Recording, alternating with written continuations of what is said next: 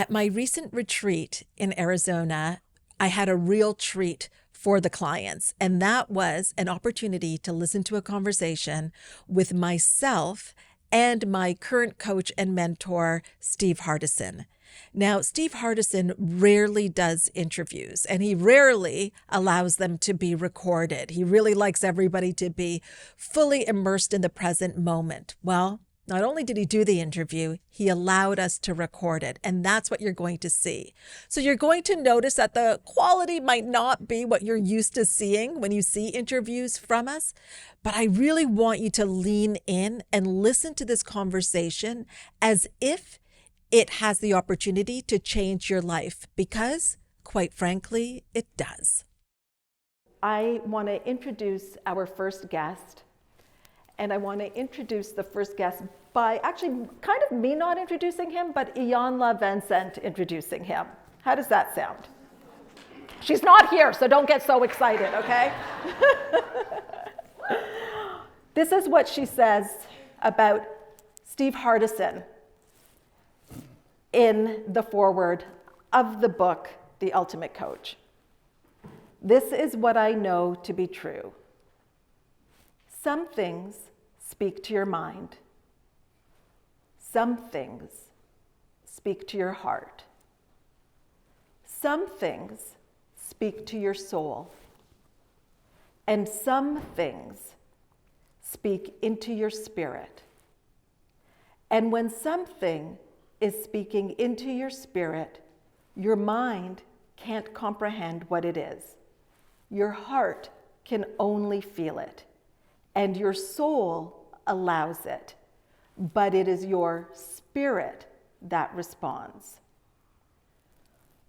When it comes to Steve Hardison, remember that you are stepping into the presence of an angel. It is not going to be anything like your imagination. What do you wear when you go to meet an angel? My invitation to you would be to show up naked. Welcome, Steve Hardison. Peak performance and mindset coach Hina Khan, welcome back! I make it part of my self-image, and the more I rest, the more I make. Hina Khan is an extraordinary woman. She has a very extraordinary understanding of how the mind functions. You know, I remember one time I was in your office, Steve, and we were in a session, and Steve was saying something, but then it slipped. And I looked at him, I don't know if you remember this, Steve, and I said, I got it. Yes. And that's how I feel with you. Sometimes words don't even need to be spoken. I even feel that we could sit here for the next hour and not say a word, and you would have the most profound shift. Do you feel that? Yes. Thank you. Thank you. I love you. I love you too. Steve, we put this quote card on everybody's table. I believe in miracles and the miraculous. I expect miracles and the miraculous. I create miracles and the miraculous. I experience miracles and the miraculous. And so can you. You are the miracle and the miraculous, and so am I. Can you share more about that? Yes, I can. First, may I say something? Please. Thank you all for being here. Thank you for taking your time to come from wherever you came from. The experience that you had to get here, whoever you had to convince or help or do whatever, and all the things you did. I appreciate you doing that. I'm grateful to be with you. There's nothing more important to me than being able to be with people that are interested in creating miracles. And I think what this is called is the expansion with Hina. So it's an amazing place because miracles aren't out there. Miracles are in here. Miracles are in here. They get manifested out there. So when I say I expect miracles I experience miracles. I create miracles. I am a miracle, and so are you. That's literally what happens in my mind. I even just look at coming here this morning. The experience of coming here and not having my glasses and having to go back and then taking Joseph with me and having the time with your son to learn about him and what he's experienced, and then to spend some time with Lauren. It's like the miracles, you're carrying them around with you, and the other miracle is whoever's in front of you. And that's literal for me. And it doesn't matter who the person is. I'm not like, oh, let's see, do I like this one? What do I get from this one? What color is he, she? Which way does it walk? Doesn't matter. I mean, just look out and see someone and know that every single person in this room and in the world has their own set of fears, responsibility, challenges, and they're going after it. If we knew everything everyone was going through, we would weep. We would weep. And then just the miracle of the body, these bodies here. I don't know how many of you have ever seen your own tear duct, but if you haven't seen your own tear duct, get your little mirror out and look there and see a little tear duct. Every one of you have them. And it comes out when you're born. Man, a guy gets together with a gal, seed goes in, baby comes out, and there's a tear duct. Where are the miracles? I get my phone. I can have my phone. Anybody that's got one of these, I can talk to them anywhere in the world. There are no miracles today. Everywhere, that's all there are is miracles. If we opened our eyes to them, and I suggest that you do. Because the ultimate miracle is the person sitting in your chair. That's the ultimate miracle. That's not some cute thing to say. That's you. You are literally the only person that has your DNA. You have an eye print. If we put it to a computer, it could unlock a door, and your eye would be the only one to unlock the door. You have a fingerprint that's uniquely yours. And I'm suspecting we have tongue prints. I'll make that one up. So you're the miracle. Like, when's it going to happen? Now. Mm-hmm. How? The next person I talk to. The next thought I have. I mean, take this experience this morning. I left my home at 7 to get here. Met a guy that parks my car. We had an extraordinary conversation about being. I don't know him. I've never seen him before in my life. Miracle, first person I meet's a miracle. Then all of a sudden, Christina Parker shows up. It's like, whoa, check that out. And they come walking into a room and got my glasses on, go to get my glasses, and like, I don't have my glasses. And you know, they're prescription. So I say to my lovely Hina, do you want me to go get my glasses, or you want to do this with sunglasses on? And it was a miracle in everything that happened. How we got there. Joseph and I talking, what I learned about him. I learned so much about him in that, however long that ride was. And I told him that he had to promise me that he didn't tell his mom how fast we went. Just we went fast and there was a speed limit. Because in the first set he said, we went fast in the speed limit. No, you can't say that. That's lying. We went fast and there was a speed limit. Then every minute of our time was miraculous. What he shared about his brother, what he shared about his mother, what he shared about his father, what he shared about the experience of looking through a lens. Everything. Miraculous. And we have very limited time because I know you're here, and I apologize to make any of you wait. We pull in, I have the time to go in and get my sunglasses, walk through the house, show him the 1111 masterpiece wall, show him the art gallery show him the art, this only took 60 seconds, showed him the art gallery, and shared with him stuff that, and I said, I've never done this before. And I take him and say, there's my office, you can look in it. No, nobody goes in there except people that are committed. And I've never just said, hey, go ahead, take a peek. And then we got in the car and I said, if we weren't behind schedule, I would go in there and we would sit together. Miracle, miracle, miracle, miracle, miracle. Can you see that? I call it miracles in the mundane. Miracles in the mundane. Who are you talking to? Who's next to you? Who can you be kind to? I don't know if that touched anything. By the way, I have no idea what she's going to ask me. These are not rehearsed. I don't know what I'm doing here. I barely got here. One of the things that we've talked about in your office is I would bring in I would bring in whatever I was studying at the time, and I'm like, okay, this is what I'm studying, Steve. And Steve pulls up his chair and we would get into it. And what I love about Steve, I remember the first time that I was in session with him, and he loves big, and he gets so intense sometimes, if that's what's required. It's different with every client but that's how I created him to be.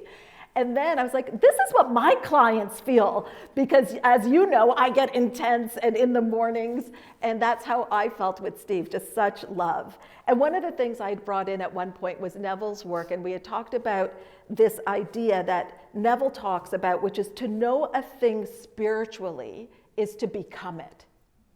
So we can know a thing mentally, we can maybe understand it in theory, but to know a thing spiritually is to become it. And over the last few days, and yesterday in particular, Steve, these miracles in front of us, we're tapping into something, and a part of them to dream further than they'd ever dreamed before. And some of the things that they came up with, some of the visions were things like 100K months consistently, to new beautiful relationships, to beach homes that they would see their family gathering, to a book, to working with youth, to teaching. So this is what has come up for them in their vision. Now, to know a thing spiritually is to become it. So now they've got this. How would you say they would know this? How would they become this? Wow, that's a really simple question, isn't it? Yeah. That is profound. So as a possibility, because I have no truth, these are just ideas I have. They might work for you. Some of them work for me. Some of them work for other people. But I'd have you consider that the main thing that is necessary to have anything get created is you must create it spiritually first in your mind, be able to see it. I remember Clayton Ask walked in one day and I says, Clayton, what do you want to create? And he says, I don't want to say it. It sounds a little bit cocky. I said, try me out. Let's see what it is. And he says, I really don't want it. I says, does it start with a B? And he said, yeah. I said, is it the word billion? He said, yeah. I said, so you'd like to have $1 billion company? I don't say that. What will people think of me? And I said, you can't say it, you can't see it, you'll never create it. I don't care what size it is. So I'm not telling you the truth about how to do something. I'm saying, if you can't speak it, if you can't see it, it will not be created. And it's a one convert game. Guess who the only convert is needed? Yourself. And then as a possibility, not like some steps, I don't have any steps. I'm all about being. But as a possibility, say that you have this, what you're wanting to create. A good friend of mine, someone that I've worked with, named Byron Kate, he said, if you're willing to ask 1,000 times for anything, you'll have it. And I've said to her many times, no, it's a lot less than 100. It's less than 50. It's a lot less than 30. We give up so quickly. We give up so quickly. This is every day of my life. I had a call yesterday, and it's a woman who talked to me, and she said, hey, I could use your help, and I listen to them, and I help people. And she says, I can't do that, I can't do that, I can't do that, I can't do that, I can't do that. I says, and you want me to help you? I mean, your mind's going to beat me. There's no matter what I say. And she said, okay, what would you suggest to me? And I said, let me share a little story, and I share this with you right now. Let me share a little story with you that I would say to my daughters. My daughters would come to me and they'd say, Dad, I can't find my hairbrush. I've looked everywhere. My other daughter, the other day, Dad, I can't find my hairbrush. Have you seen it? I've looked everywhere. And both of them would swear they've looked everywhere. And that's what this lady was saying. I've done everything I could on this thing. And I said, do you know what I told my daughters? You looked everywhere the brush wasn't. Now go look where the brush is.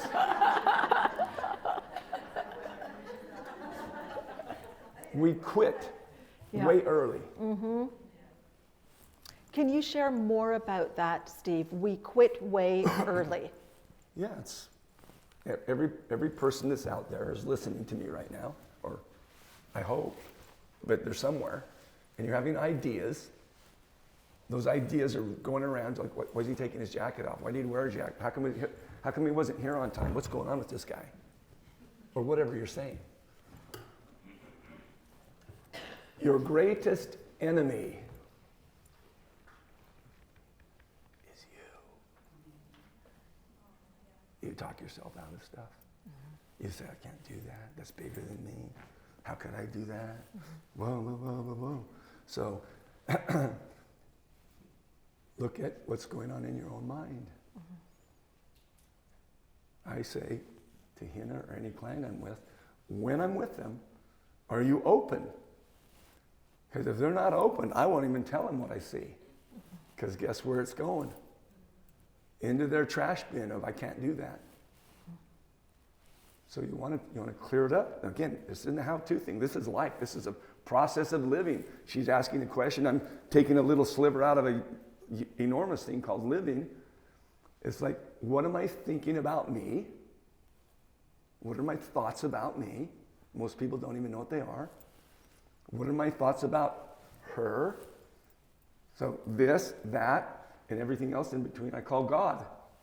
What's my thoughts about me? What's my thoughts about her or him and all of this? Well, I've got mine covered. Whew, I dig me. I'm talented. This is divine over there. God loves me. Let's go.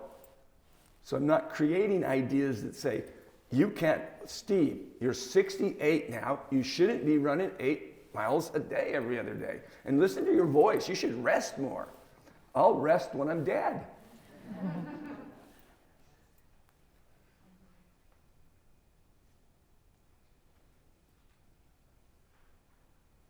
Look at what you're thinking. Your challenges aren't over there. They're over here.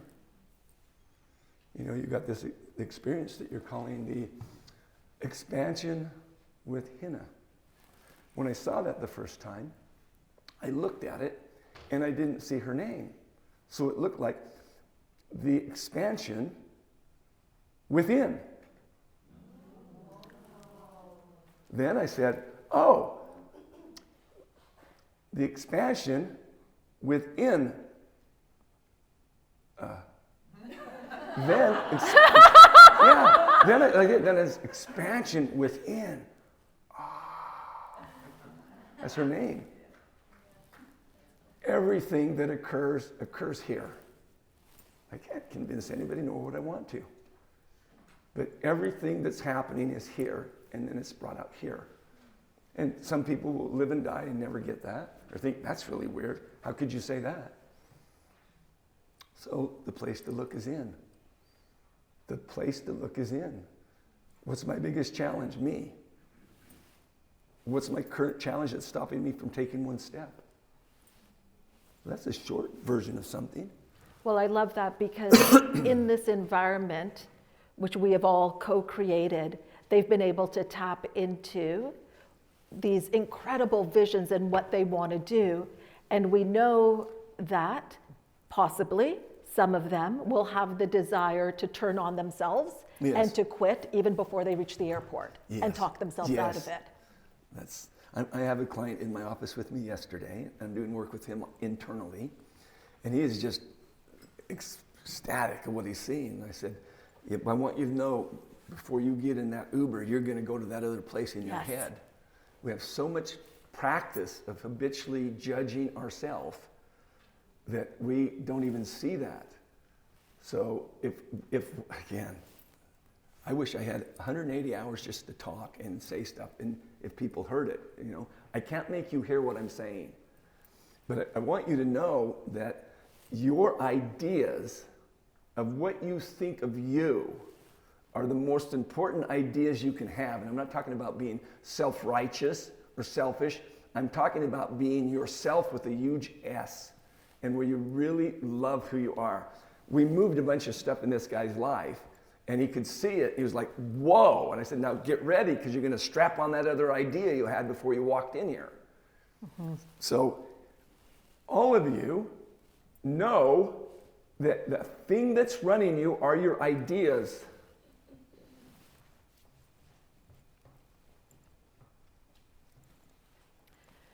Sometimes we can be in the presence of somebody like Steve and so congruent, so authentic, and we think, wow, like he must never have judgments, or he must never have a misstep.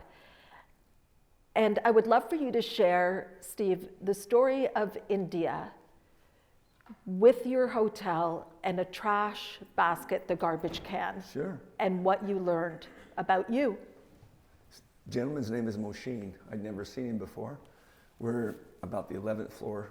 I hope it was 11th floor, that's my favorite number. We're up pretty high in this hotel, and we've got a nice room that they provided for us, and my wife and I are there.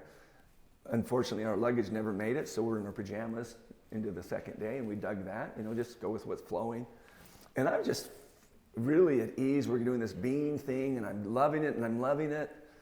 And then I open up the door, and I say to this gentleman, hey, would you mind just emptying my trash?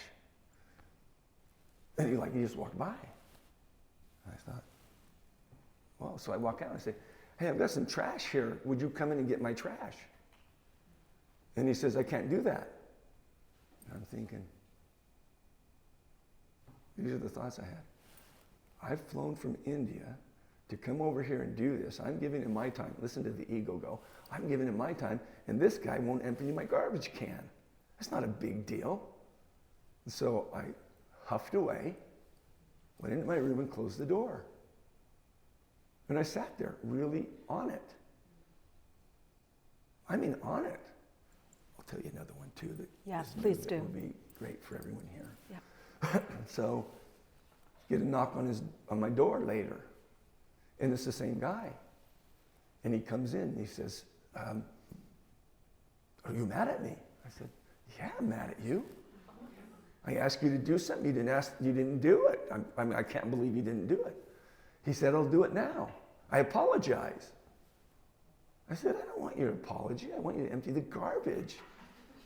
And I was mean to him. I was mean to him. I didn't let him empty the garbage. Get out of here. He leaves. I sit with myself with the small s, not the self with the large s. And I think, what did you just do? Who is that person? What's going on? And I got a hold of myself, go down, talk to the manager, want to try to find this guy because there's a lot of people there and he's not on my floor. And I told the manager what I did, and I want to apologize to this man. So it took a while. Later, a gentleman knocks on my door, Moshin, and humble man comes in. I am so sorry I did not empty your trash. I said, no, I'm the one that needs to be sorry. I was horrible the way I treated you. I appreciate you. Thank you. And I genuinely apologized to him. I felt so sick about myself, but not long. I let it go.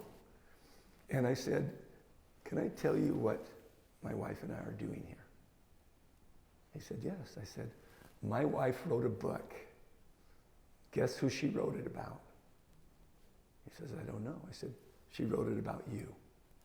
This is Moshin, the guy I was, 30 minutes ago was the enemy of all humanity in my head. And I said, she wrote a book about you. Can I tell you about it? Then I took this book, I handed it to Moshin, and I said, read this back cover. And he reads the back cover. I'm crying because this guy was always an angel. I was the a-hole. He was never that. That's me projecting on him. And he reads the back cover, Then he reads the front 2 pages. And I say, read this book about you. And I commit him to read the book. And then I said to him, I told him what's going on the next day, where this big event that was in India, put on by all volunteers, nobody's being paid. I said, I'd like you to be my guest. He said, oh, I can't get off work. I said, who do we need to talk to get you off work? And he tells me. So we do that. And I tell his boss, the female, what I'd done, how sorry I was. And I said, I would like him tomorrow. There are some really great speakers speaking. I would like him to come up and speak on the stage. I want him to read the back cover of this book in the first 2 pages. And he's practiced it. And I asked him if it's okay with him. He's going to do it. He has broken English. And she was so moved, she gave him the day off. Well, I was kind of in the event. I was one of the people in the event. And the gentleman running it gave me some time. And you want to be careful when you give me time. And I asked him to come up and read the back and the front. To me, it was the highlight of the event. That's how it began and that's how it ended. But if you have time for one, I'll give you one other one. Please do. Is that okay with you? So I'm under construction. Everything's practice for me.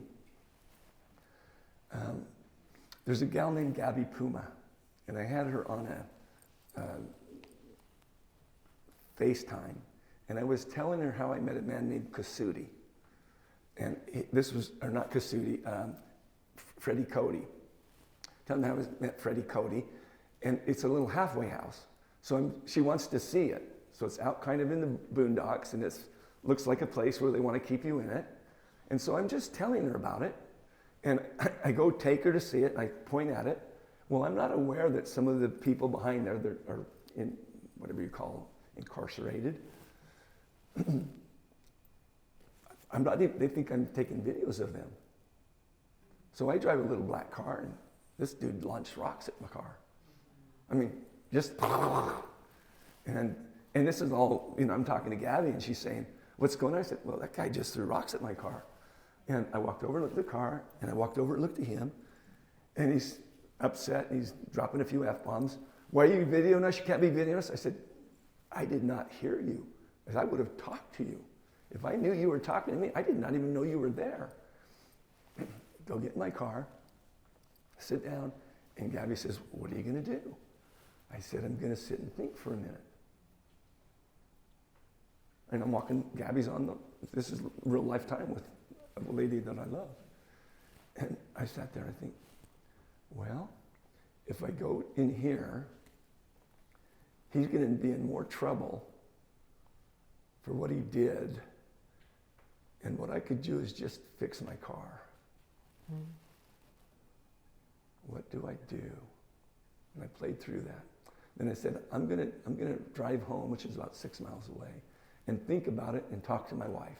I tell Gabby that. I drive home. I tell Amy the experience. And she's very sensible.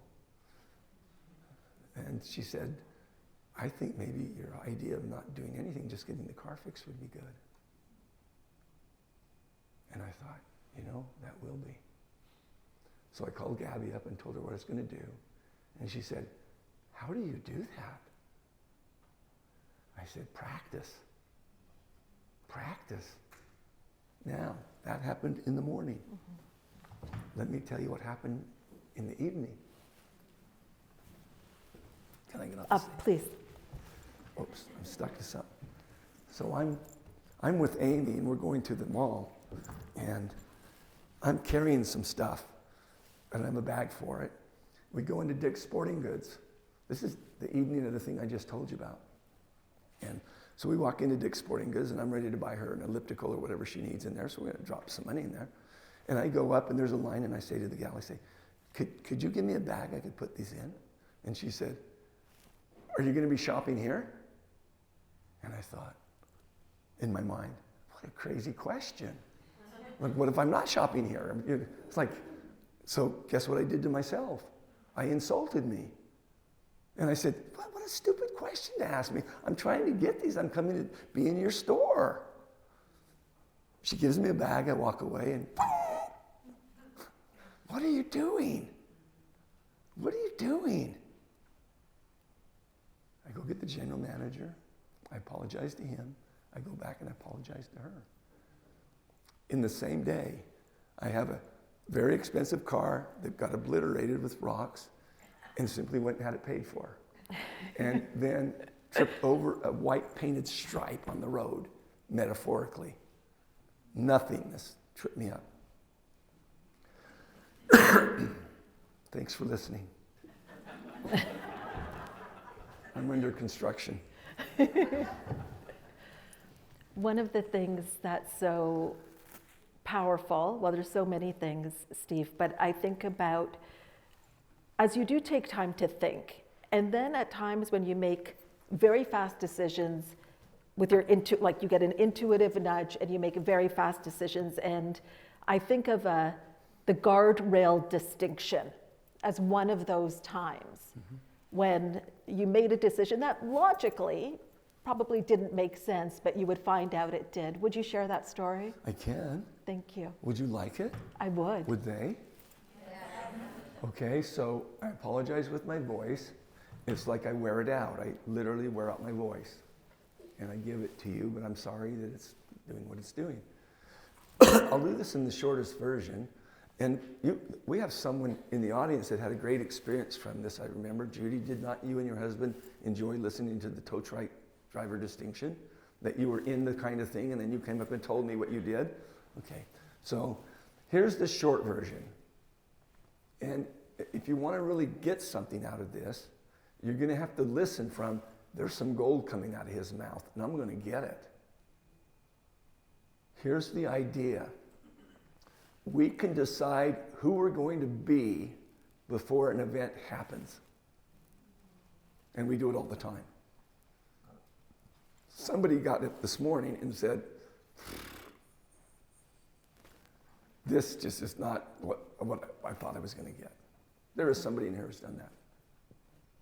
So they decided what this is going to be before I even show up and whatever else is going to be.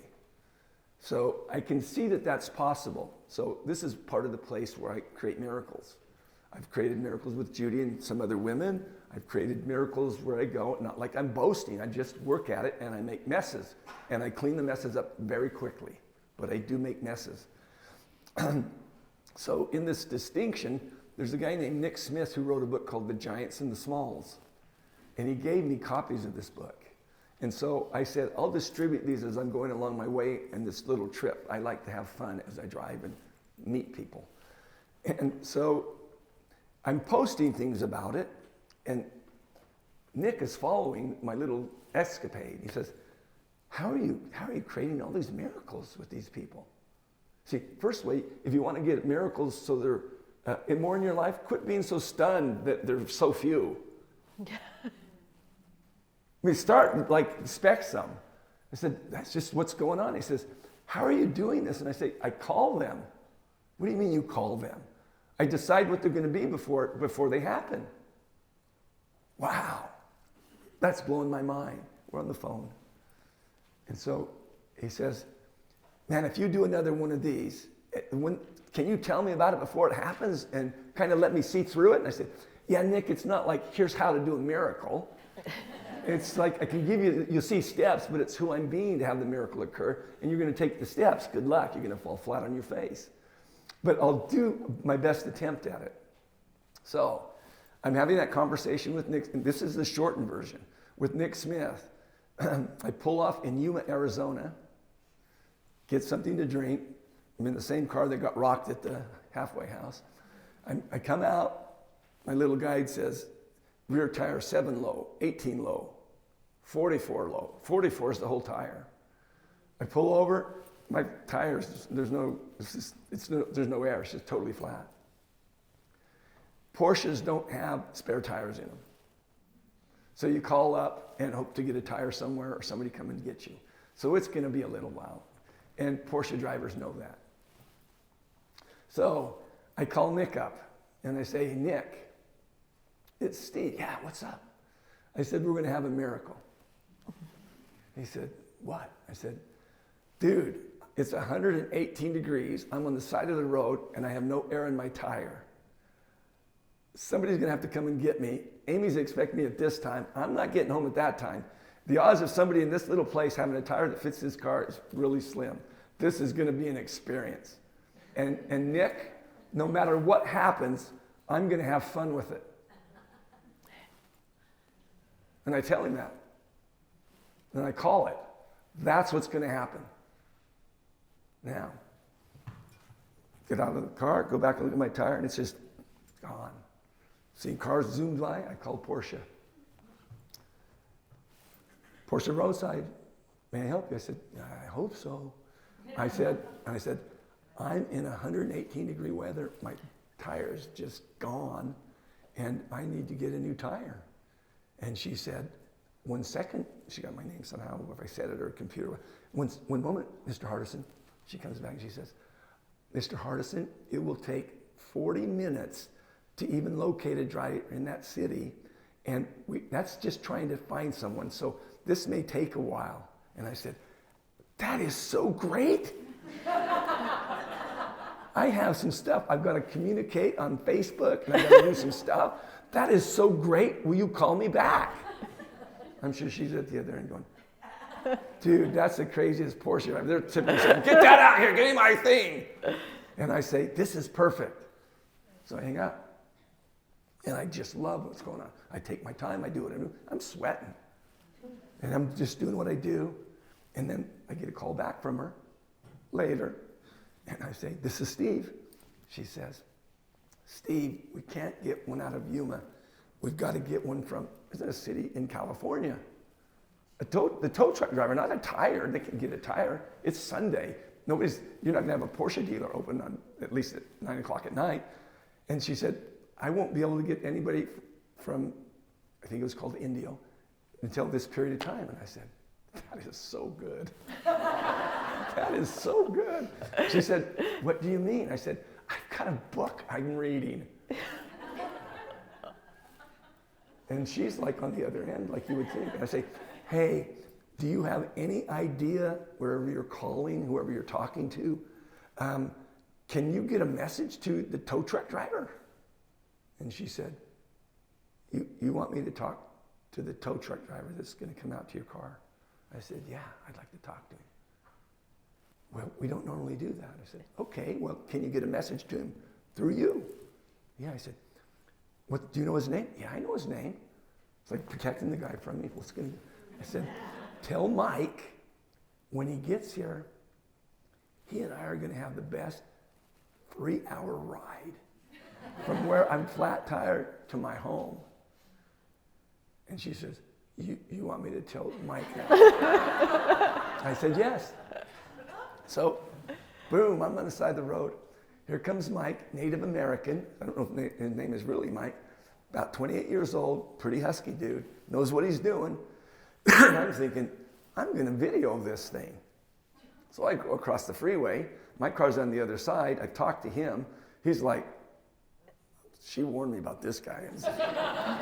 So I'm on the other side of the freeway, and I'm videoing it. He says, hey, do me a favor. Don't get killed on my watch. You know, he's like worried about me. And I come over, and I say to him, Mike, and I mean what I say, I am so glad you know how to work this, get this on, get my car there, and can take me there. I wouldn't even know how to do anything like that. That's amazing you do it. And I just acknowledged him for what he's doing. He puts the car up on, and I said, where do you want me to sit? He says, up in the cab, just kind of curt. So picture this 28-year-old Native American guy and this 67-year-old whatever over there. And first thing he does is he turns the radio down when we get in. And I said, what are you doing? He says, we're not supposed to, when we have customers, we're not supposed to have the music on. I said, what are you listening to? He said, you wouldn't like it. I said, try it. He looks over at me, turns it on, heavy metal. And I'm rocking with it. And he's like, whoa, dude. And I just start talking to him. And I talk to him about Who do you think began heavy metal? Where did it start from? What do you like about it? Who are the best bands? What do you love about it?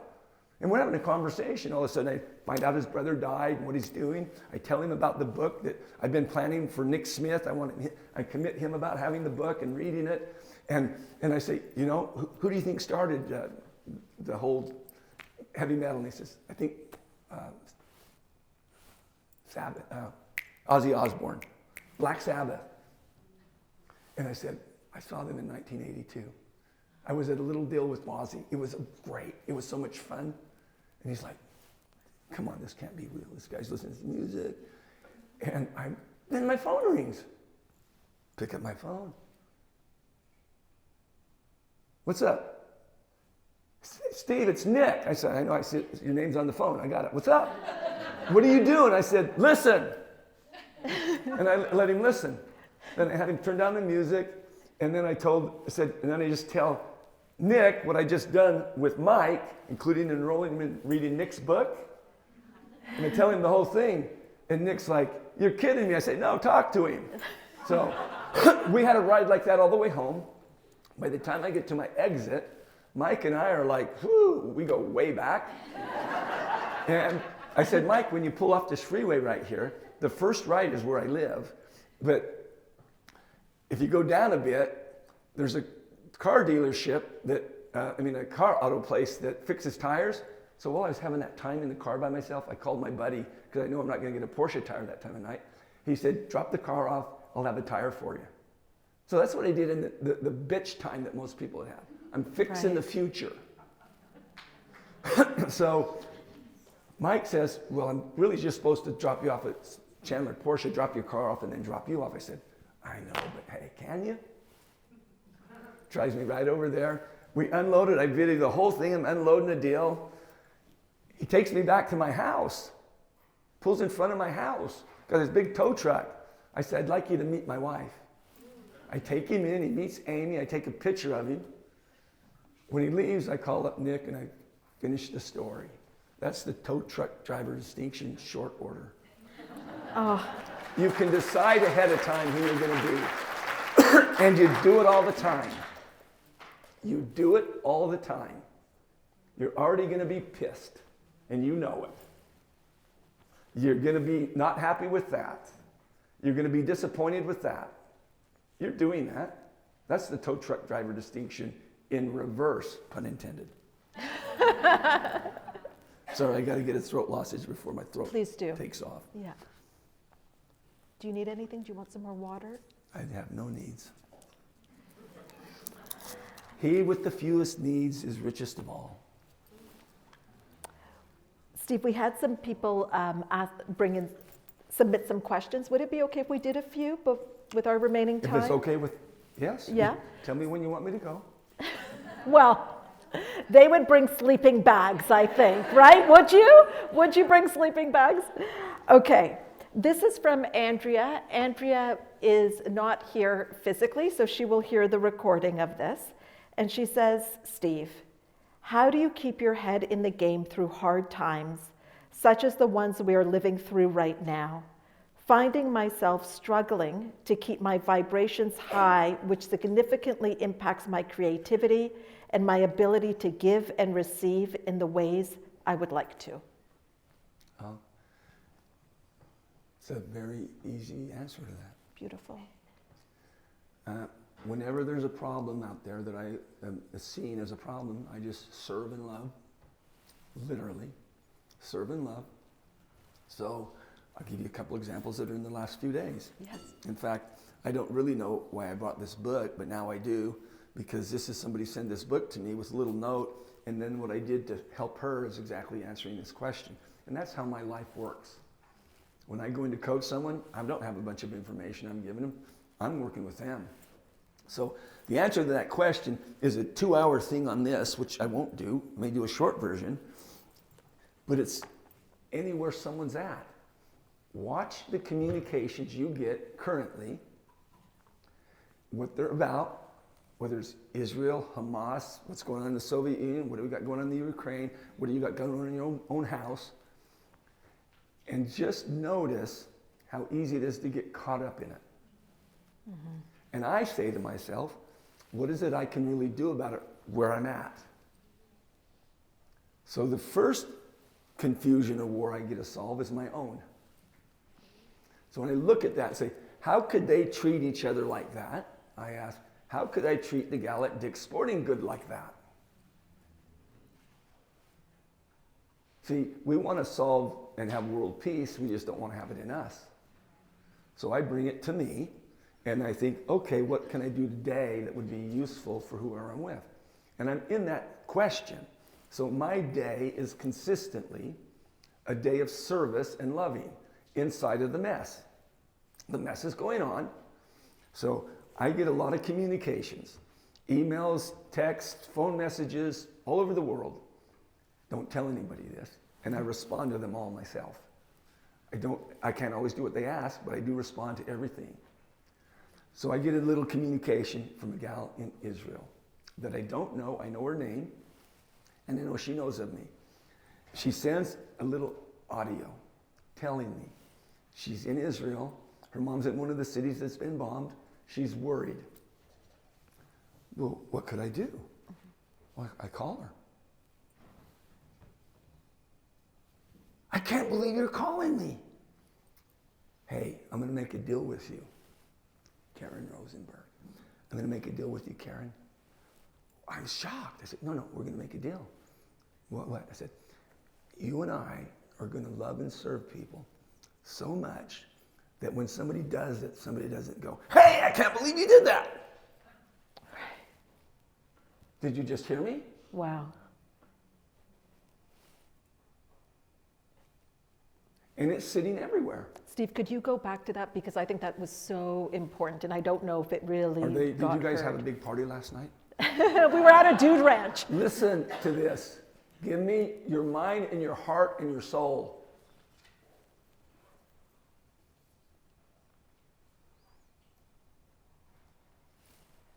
Who knows what I just said?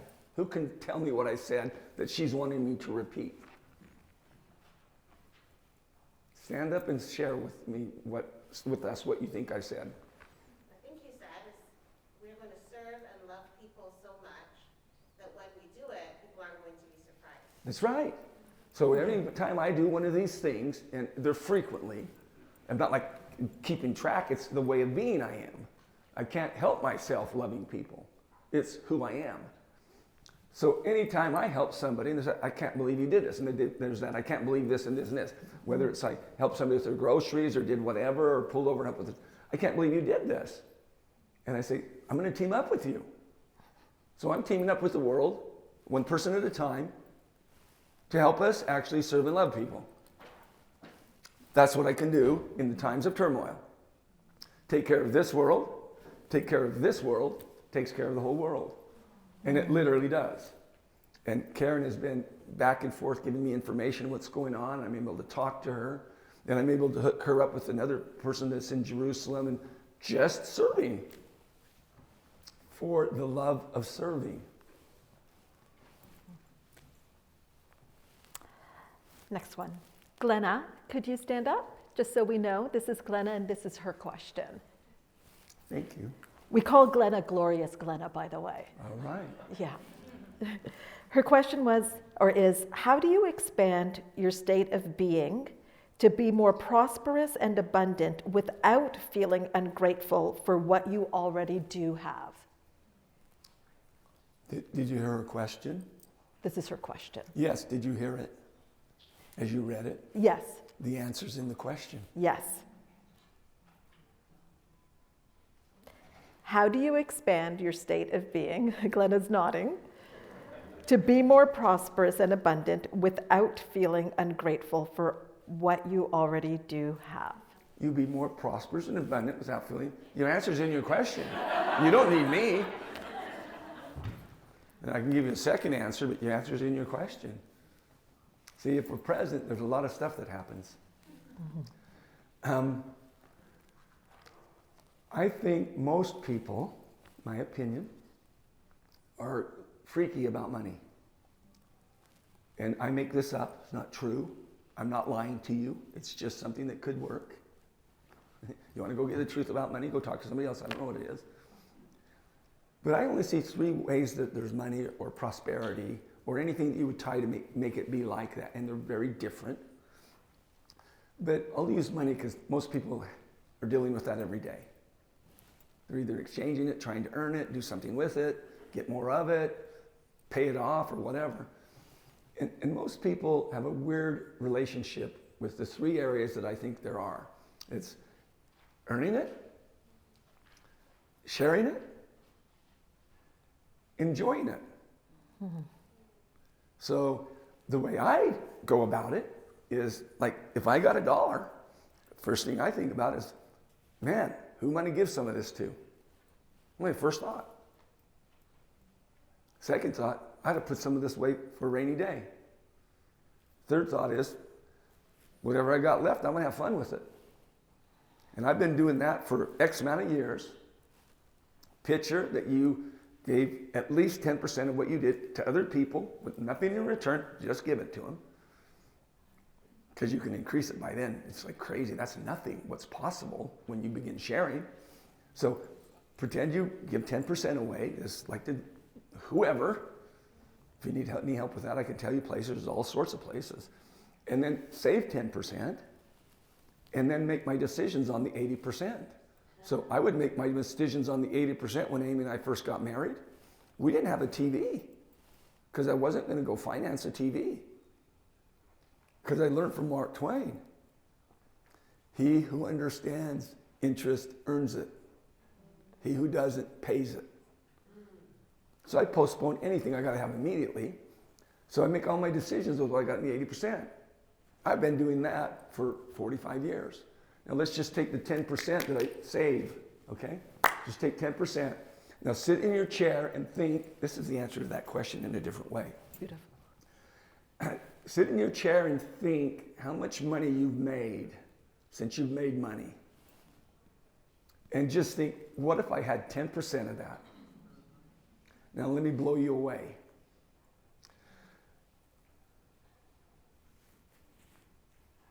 Money is the easiest thing to come by and create if you understand money, and you don't have to have it. Picture that I just take, and we'll just make it easy, so small amounts. I have $10,000 that I've saved. If I keep that $10,000 in a 10% returning investment of some sort, every 7.2 years, that $10,000 will double. I've been married 46 years, so we'll take, let's go 6 times 7. So I got six reloads of that. That means it'll be 6 times 7.2 years pass. And I had 10 grand. So I have 10 grand, 7.2 years passes, I have 20 grand.